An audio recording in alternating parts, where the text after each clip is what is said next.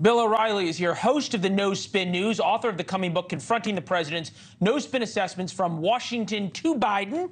I have just received what is called the galley copy of said book, and my reading for the next few weekends is now upon me, Mr. O. Good to see you. As always, we'll get to the book in a second. You have talked about the border, I think, since your show, The O'Reilly Factor, began, or certainly since the early 2000s.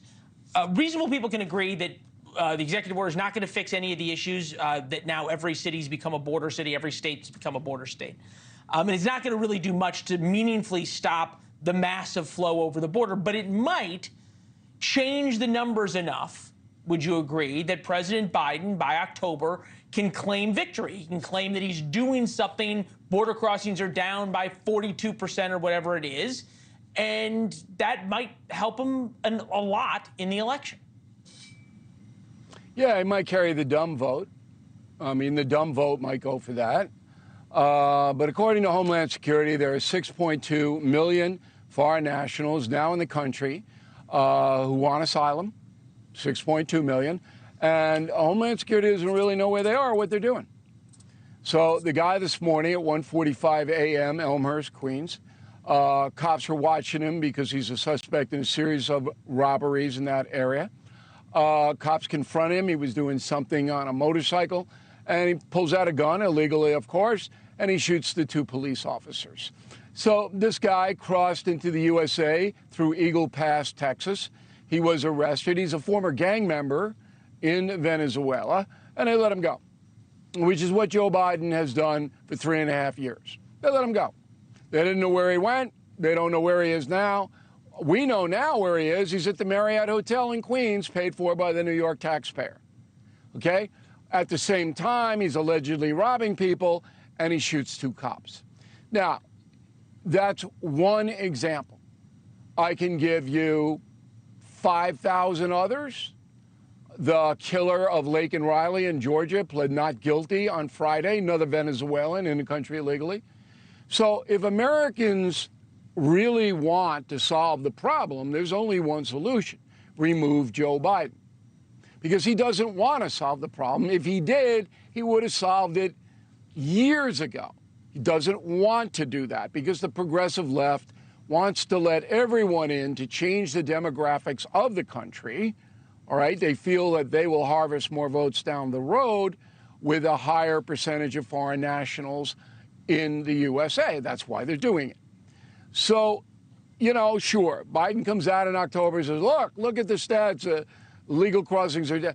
Who's going to buy this? You already got 10 million in here, shouldn't be here. Who would say, oh yeah, Joe, we'll give you another 4 years? Come on, it's just ridiculous. Okay. So I understand the dichotomy you're putting up.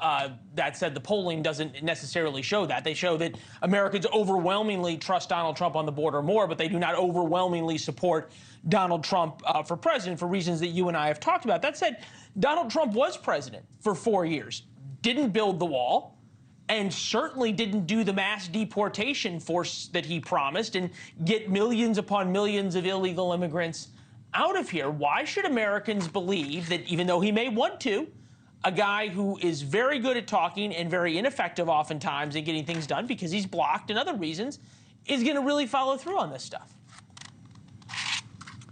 Well, Leland, I don't know what else you want here. It's not about Trump. It's about Biden. So when Trump left office, there were 850,000. Well, wait a minute.